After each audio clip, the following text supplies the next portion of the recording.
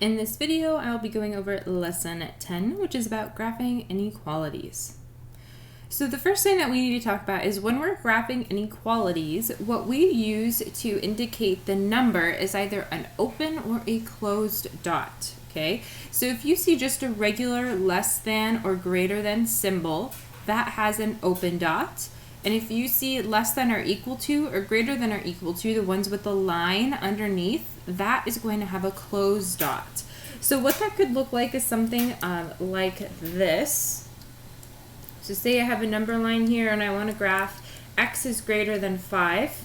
Well, here is my 5. Since it has a greater than symbol, my circle is going to be open.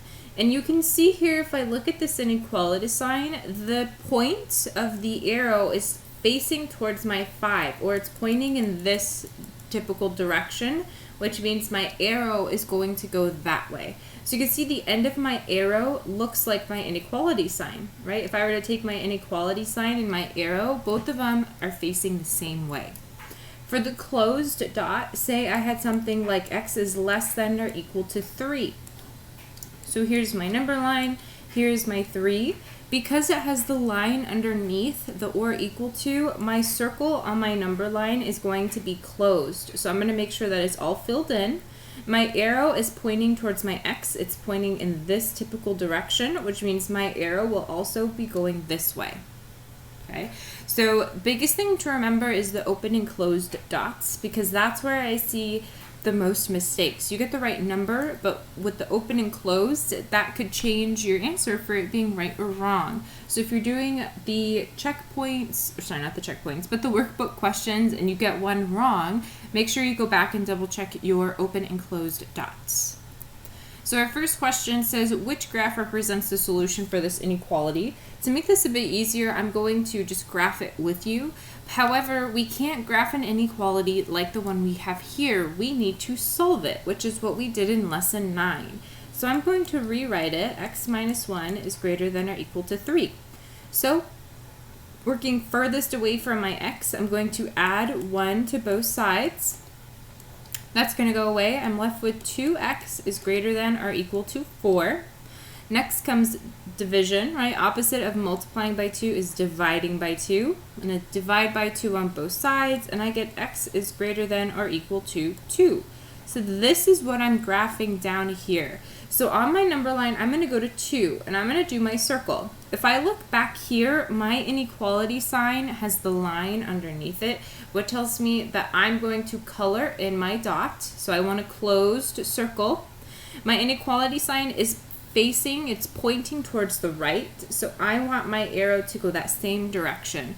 Again, if I look here at the end of my inequality sign, you could see here, this inequality sign matches this one. So when you're choosing your arrow, you want to make sure that it matches. All right, our next question here is to solve the inequality, which graph represents. So again, we're solving and then we're graphing. So let's copy down this problem. So negative 1/2 x plus 3 is less than 7. I'm going to subtract 3 from both sides to get rid of that. I'm left with negative 1/2 x is less than 7 minus 3, which gives me 4. Here I'm going to divide by a negative 1/2 on both sides.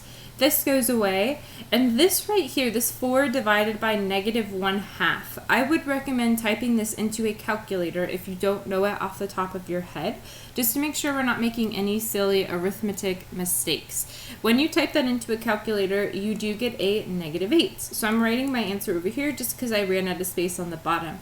However, this is where we have to remember that one rule that we talked about in lesson 9, which is anytime you are dividing by a negative here, we must flip our sign.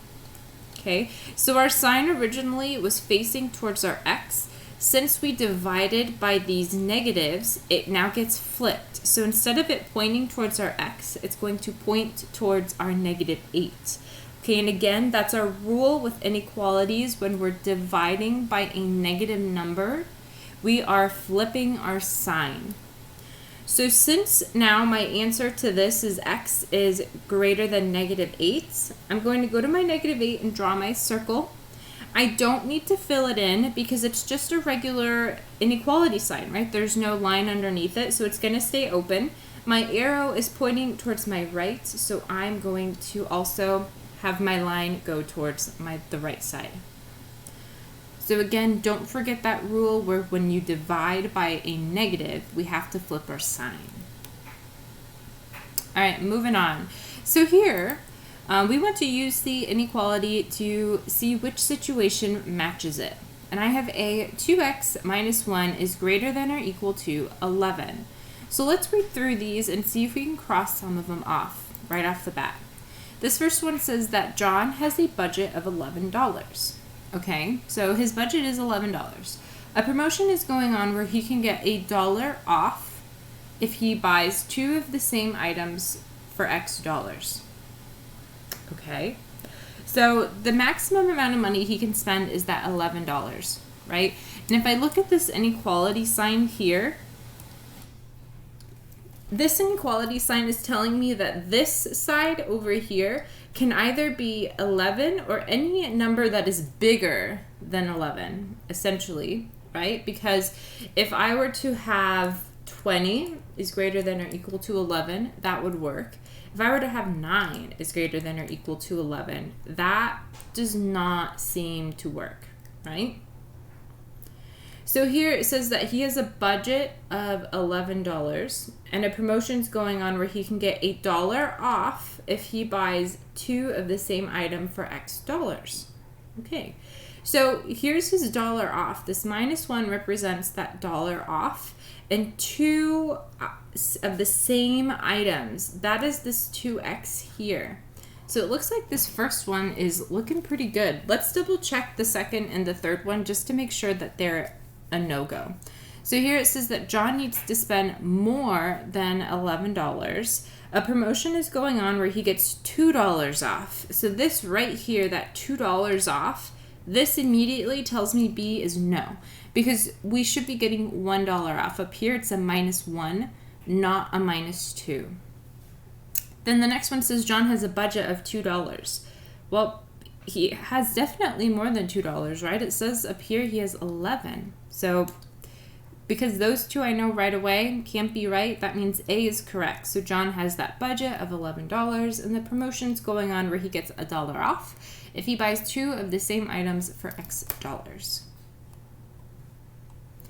All right, so again, we have the same problem, but just different situations, different numbers. It says use the inequality to answer the question. So our inequality is -3x plus 4 is greater than -2. Which inequality matches the situation? Sorry, which situation matches the inequality? First one says that a diver begins at 4 feet above sea level. Okay, so this +4 right here could represent that 4 feet above sea level. Because remember, sea level is 0, so anything above it is positive, anything below it is negative. Then it says that he lowers himself 3 feet per minute. So if he's lowering into the ocean or into the sea, right, he's going down. He's going down because he's lowering. So that's where this -3x could come into play, right? That -3 means that he's either decreasing or he's dropping something. And then it says, but he needs to dive lower than 2 feet below sea level. Interesting. So I was on board until this very last sentence where it says, but needs to dive lower than 2 feet below sea level. And the reason why I am saying that is because this inequality sign here is telling me that this side needs to be bigger than -2. So it can't be smaller than -2. So that one was very close. So I'm going to go down to this one here, C, and see if this one could get a little bit better. So it begins at 4 feet above sea level, perfect, and then raises. Nope, he's not raising, he's lowering by 3 feet, again because this -3. So let's check out D. And the reason, so I'm skipping B here because it says 2 feet, but I know it's 4 feet. So that's why B was an automatic no-go. D says that a diver begins 4 feet above sea level. Perfect. He lowers himself 3 feet per minute. Perfect. But needs to stay higher than 2 feet below sea level. That is what we're looking for. Again, because this 3x minus 3x plus 4, this represents how far he is diving in. And he needs to stay above this negative 2 feet, which is the sea level where he needs to stay above. Because this number needs to be bigger than this negative 2 because the open side of my inequality is facing how far he's diving. So these ones can get a little bit tricky, but again, you want to break them into piece by piece and see if what it's telling you matches the description that we get from our inequality. All right, that is it for lesson 10. If you have any questions, please let me know.